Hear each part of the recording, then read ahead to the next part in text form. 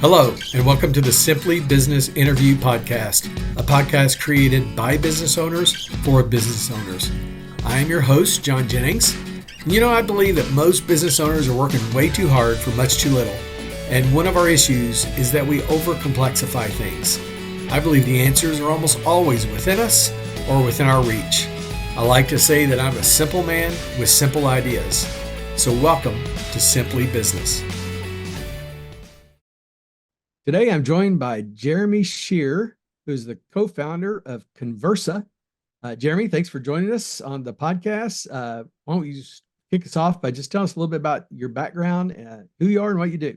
Yeah, sure. Well, thanks so much for having me. First of all, it's a pleasure to be here.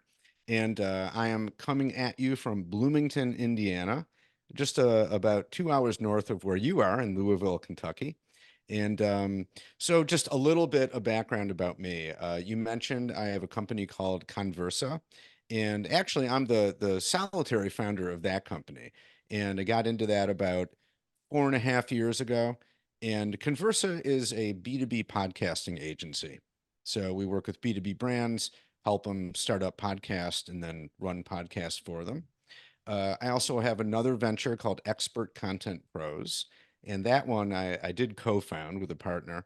And that's a video company. So we help entrepreneurs, solopreneurs, small businesses create video content through a process that we call the interview engine. It's related to podcasting. It's kind of like it's like what I'm doing right now, being a guest on a podcast. You can just show up and talk and be yourself. And I find when you put people in that situation, good things can happen when you get someone just talking in the flow of conversation. So Right. that's what we do for our clients. We just get them in a situation where they can talk to us. We'll interview them and then capture that material and create really high quality short form video content. And we also do that. We use a similar process to help people get video testimonials. And that's a project called Endorsement Ninja. So I kind of have three things going on, but they're all related. Yeah. Uh, Endorsement Ninja. I like that. So you're kind of you've got three companies, so you kind of fall into the serial entrepreneur space almost just off the bat. Whenever you have found it, even though they're all related, they kind of each, I guess, stand on their own, have their own purpose, right? Yeah, basically, I mean, yeah, I guess that term gets thrown around a lot, serial entrepreneur. That actually hadn't occurred to me. Like all this kind of happened. I didn't really plan it. It kind of just happened and like evolved in its own way. And I'm happy to get more into the details of Yeah. all that came about. But yeah, it's kind of turned out that they are kind of three standalone things, but but I think of them as very much related too. Yeah. Well, so what did inspire you to do this? Isn't the natural path for most people?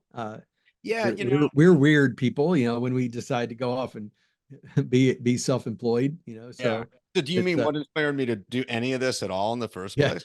Oh man. sure. Okay. Well, yeah, I mean, right, everyone who does this has some kind of story about that, right? So, um I've done a lot of different things and kind of taken like a winding path.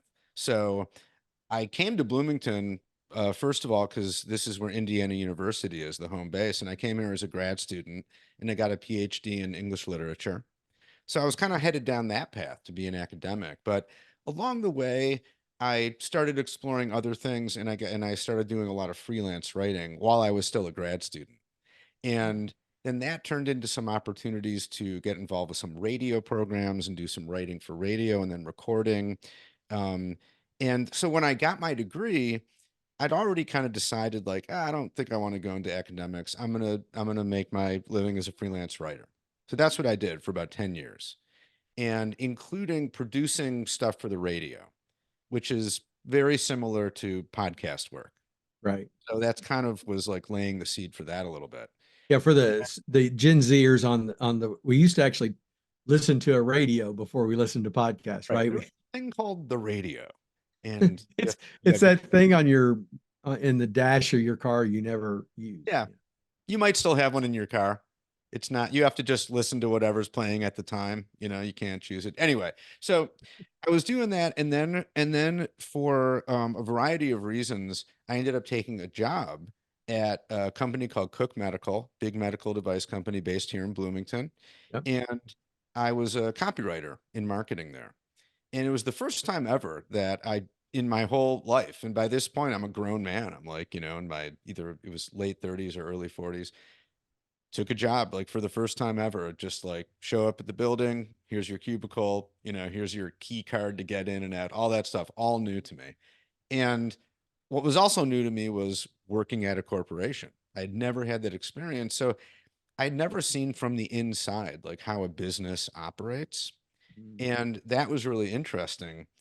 And there was also, much to my excitement when I started there was a lot of talk about doing some kind of internal podcast, specifically for the sales teams. They have hundreds, maybe thousands of salespeople all over the world, And so the salespeople were kind of asking for a podcast so they could learn from each other. Like we'd interview some of the best sellers and then share that information. And I thought, whoa, what a great idea. That had never occurred to me to like that podcasting could be a business tool because I didn't know anything about business.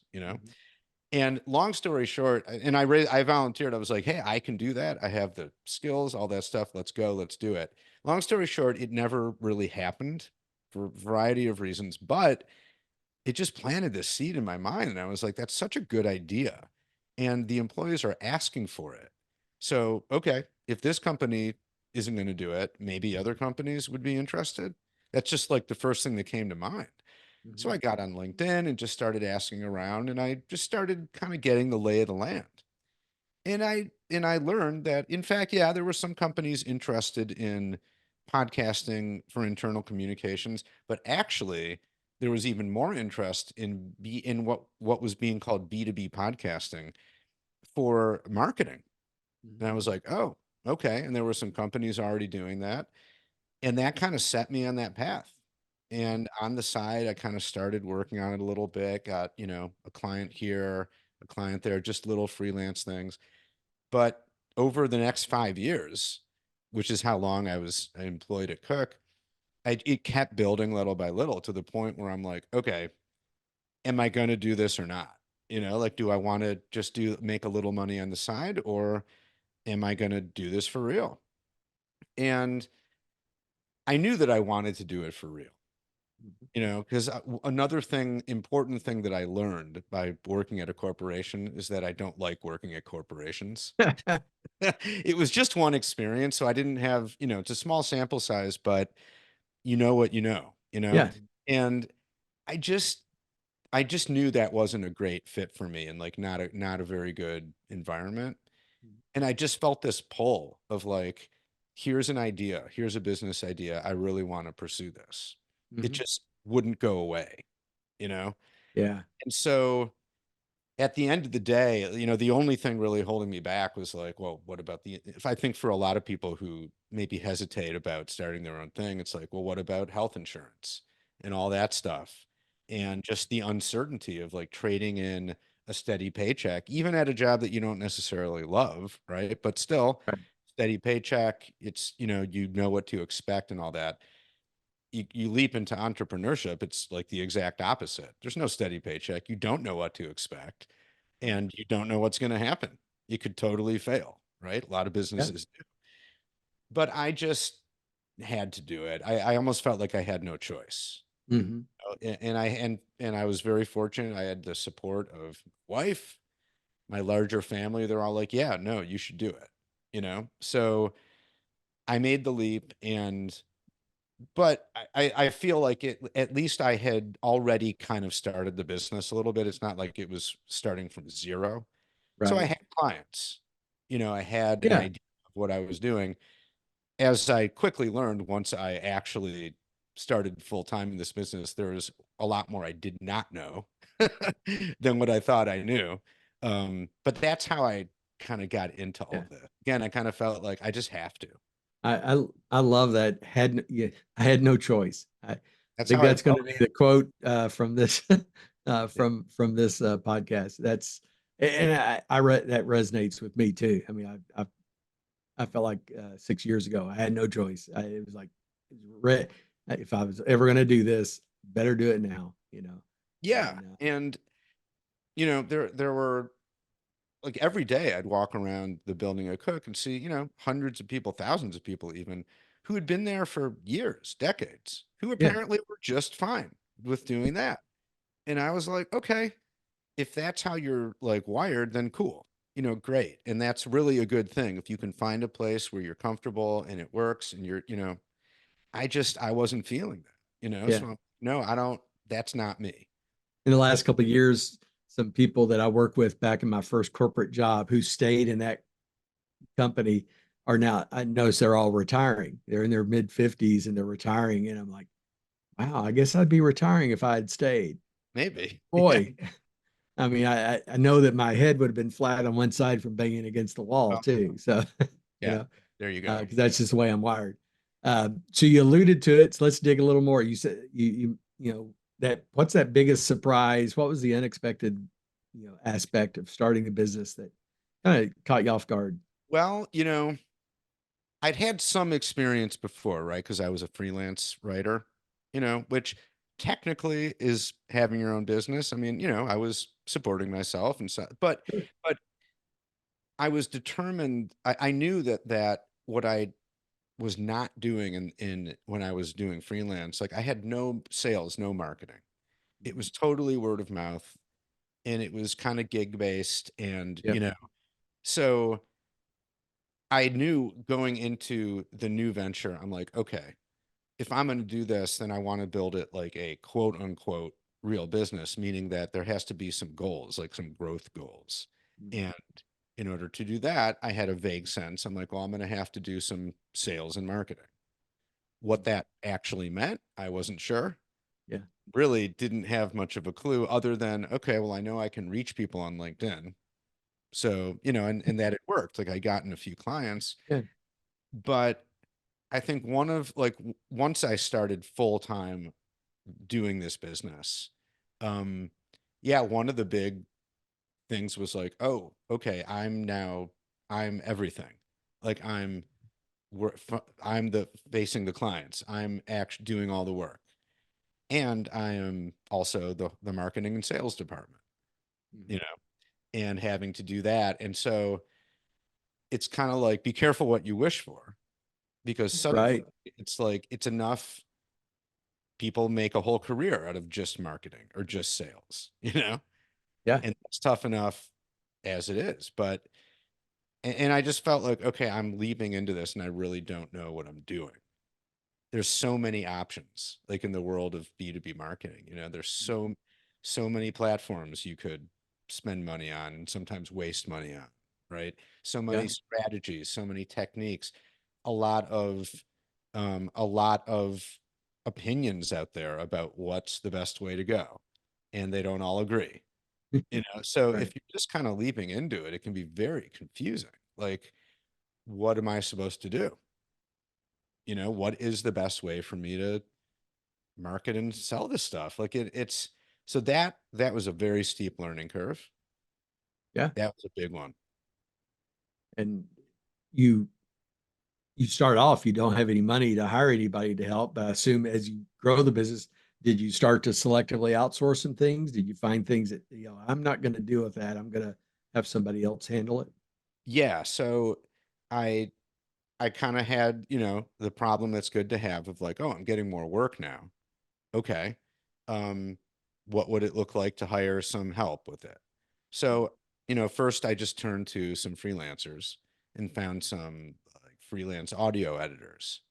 Um, and then it got to the point eventually where I actually hired someone like a producer to, and, but that was another huge learning piece of this, that there's a whole art and a science to building a team. Right.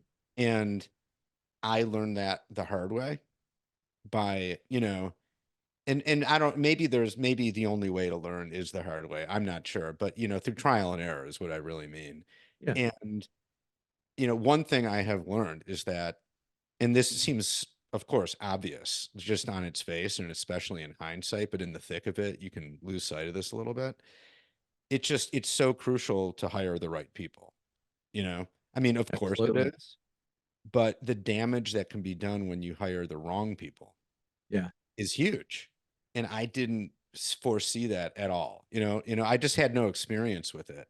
So, and I don't know, it's tough. Like you interview people and you certainly gain an appreciation for like HR departments, you know, like, oh, okay, yeah, this is why there are entire departments dedicated just to this, because advertising a job, interviewing people, sifting through and finding just the right person, onboarding them, that all takes a huge amount of time. Right. It's a huge investment of time and money and all that. And without any guarantee, Yeah. 100% guarantee. Yeah. When they're the wrong person, you've just blown all that time too. And, so I went through that process too. And Yeah. I made some good choices, hired some people that turned out to be like excellent, that are still with me to this day, hired some other folks that turned out not to be such a great fit. And, there was some pain involved in learning that and dealing with that and having to move on from that. Just even knowing like how many people do we even need, you know? So how It's big is your team? so right now it's, let's see, me, four people. So I Okay. have me as the founder, right? I have a guy who's sort of like the head producer over everything. He handles quality control. He's an audio expert. I have another producer who's like very hands-on with clients Mhm. and doing a lot of the pre-production stuff. He's like really, really good with people, among other things. Yeah. And then I have a video producer, video specialist. Mhm. And yeah, like we have enough work and we have over the last few years to support that kind of very small team.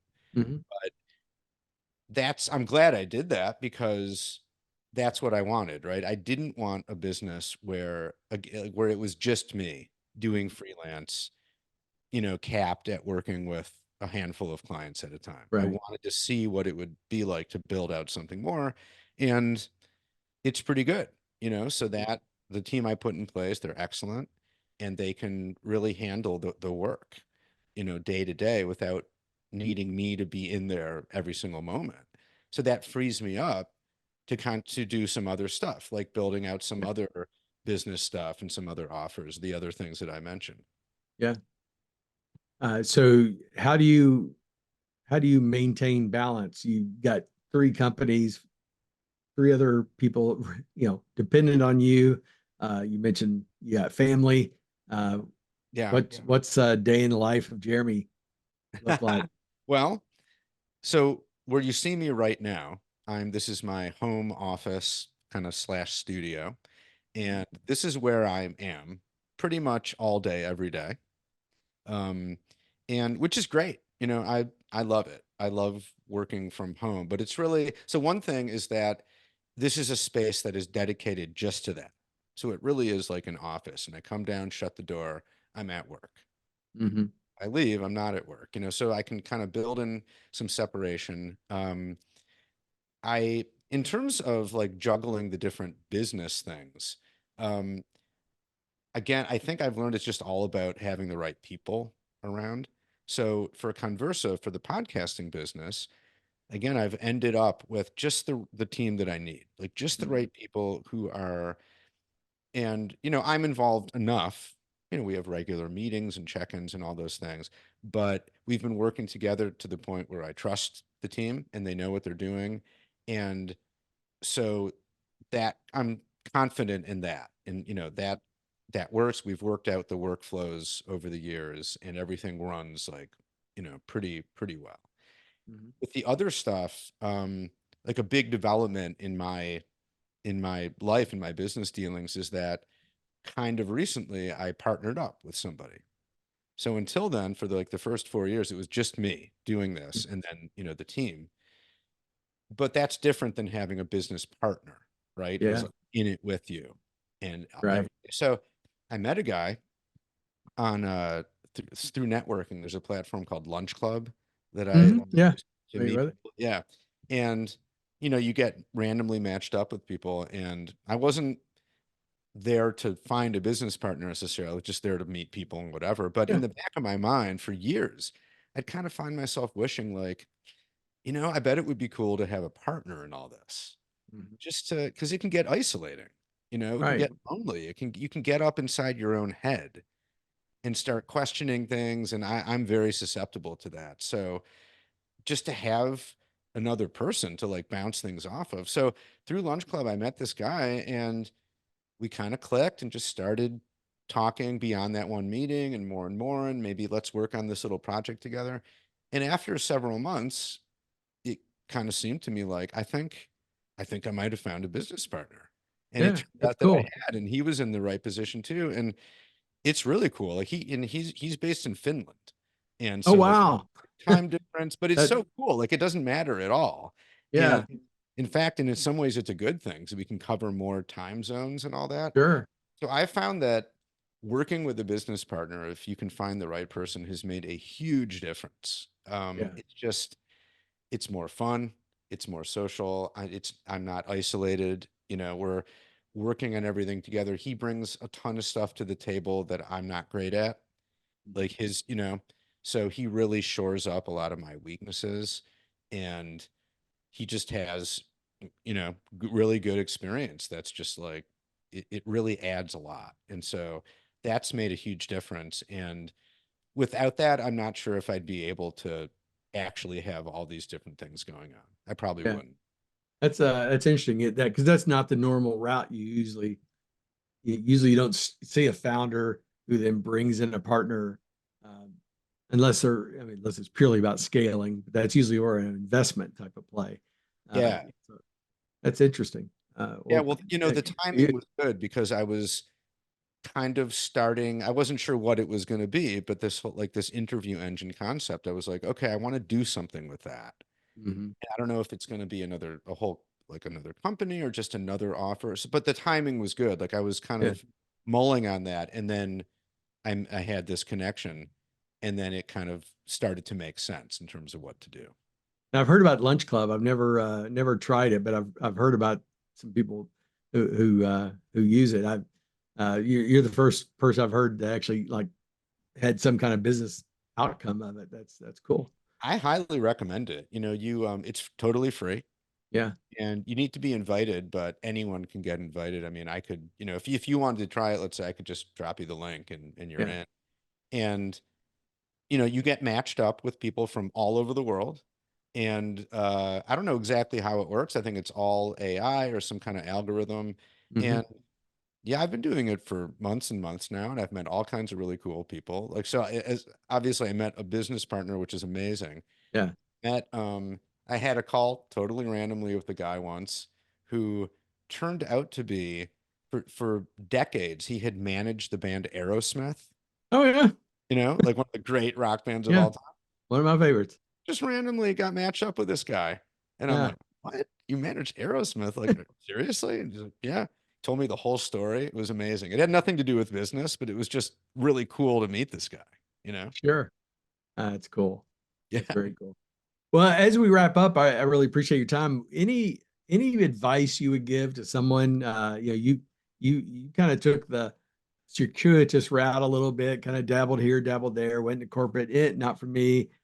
So that person that's in those same kind of shoes, going, this isn't working. What kind of advice would you give for them? So would this be for someone who's contemplating Yeah, maybe starting their own contemplating. thing? Yeah, Okay. Yeah. I think the number one piece of advice I would give, and this is something I really wish that I had thought more about when I started. I think the key to a successful business, as opposed to one that you launch and it just doesn't go anywhere, is product market fit. And okay, for listeners who are not familiar with what that means, it's really a pretty simple concept. It's whatever you are planning on selling, service, a good, or whatever, do the legwork to make sure that there's a market for it. yeah, Again, that's just like business 101. It's like the simplest thing, but apparently a lot of people leap into businesses without really doing that. yeah, And it can often, and I've done that, like in other businesses I've tried that totally failed. It's more like I have a cool idea, yeah, or my buddy thinks it's a cool idea, yeah, or my mom does.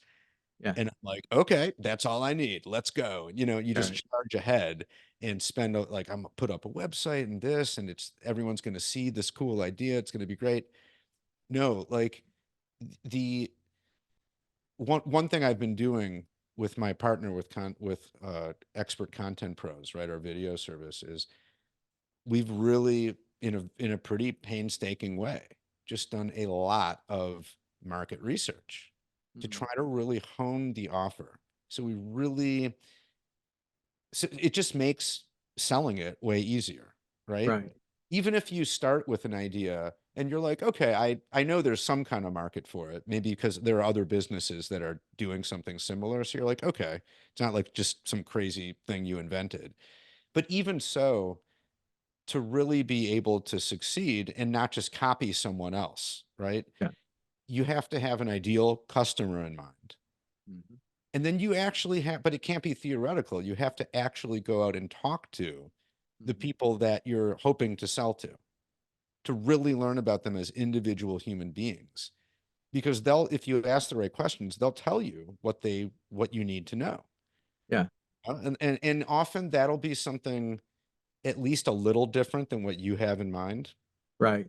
Because at It the takes end, some humility on the part of the entrepreneur too, yeah, to accept that. I've run into the opposite situation, an entrepreneur who had an idea, laser focused on it, and everybody told him, no, that's not the right answer. Here's the right answer. And he mhm, refused to pivot. He refused to go, right, maybe I'll listen to these 12 industry leaders who have all right, told me the exact same thing. right. He Well, was convinced. there are famous stories, of course, of like great entrepreneurs who didn't listen, didn't listen to Yeah, anything. They just had like, I don't like a Steve Jobs comes to mind, right? Like it's just right. a singular genius, but he's a one of one, right? That is Yeah, not the norm, right. or like an Elon Musk, anyone who's like, he had some huge success.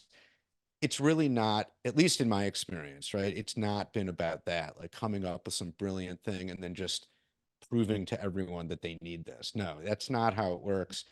People will tell you what they actually need and what they're looking for if you're willing to listen to them, Yeah, which is harder than it seems. Like I'll give yeah. an example. So in when I was still just solely focused on the podcasting, right? I was having a lot of calls with prospects and they were telling me things like, "Oh yeah, podcasting, love it. We're super into it, but not right now. We maybe next year, maybe Q4 next year. You know, Mhm. podcasting, yeah. We've definitely been thinking about it, and we're so in other words, when I heard that, what I wanted to hear, and so actually heard was, oh, cool. He didn't say no. He's interested Yeah, in podcasting. What I was, what I finally heard, because when I finally allowed myself, like allowed it to sink in, was I think what people are telling me is, yeah, podcasting would be a cool thing to have, but it's not a must have. yeah. It's just not. Not a priority. Yeah. It's not a priority. And that's okay when the economy is booming, maybe, and money's Mhm. cheap. But when it's not, then people aren't going to bite on that. It's not at the top of anyone's list.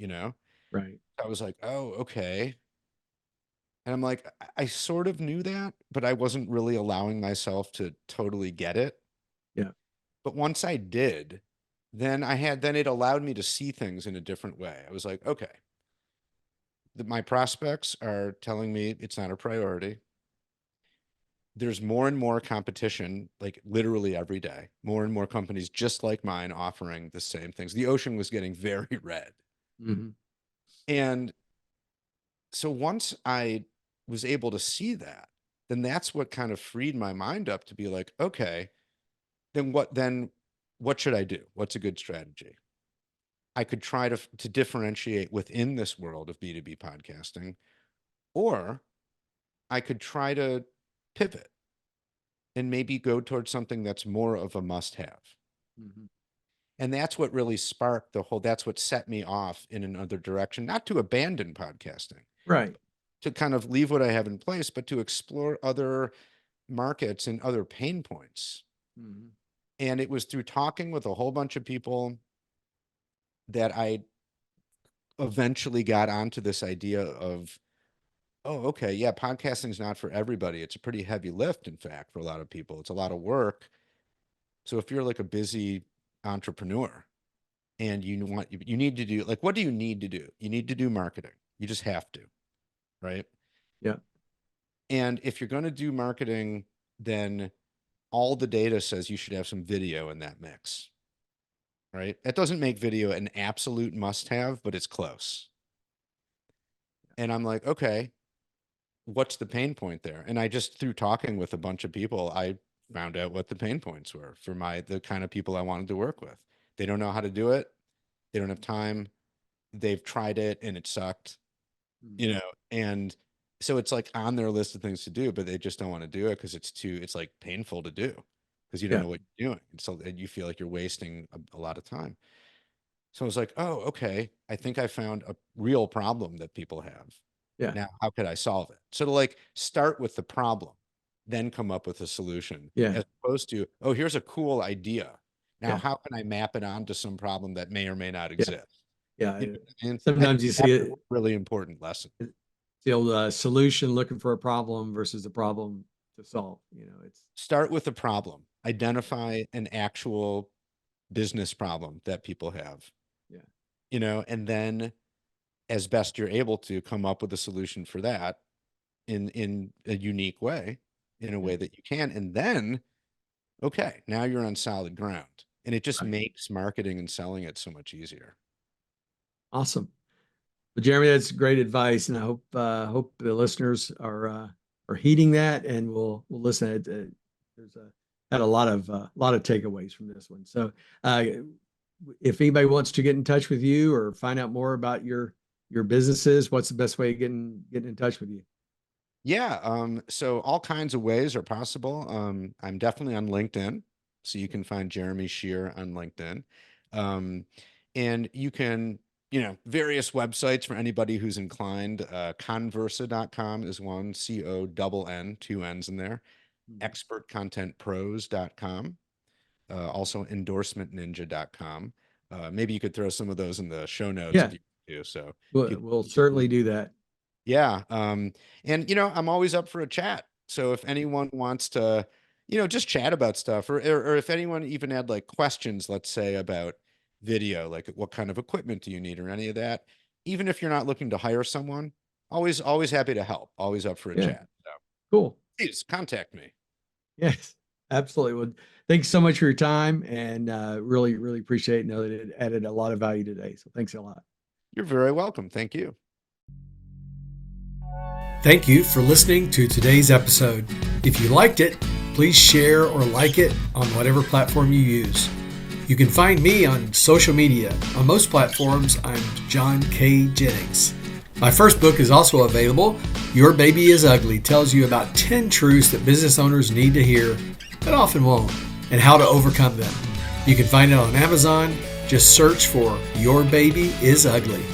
And be watching for our next episode, where I'll interview another business owner who will share their stories and insights into what it's like to create a great business.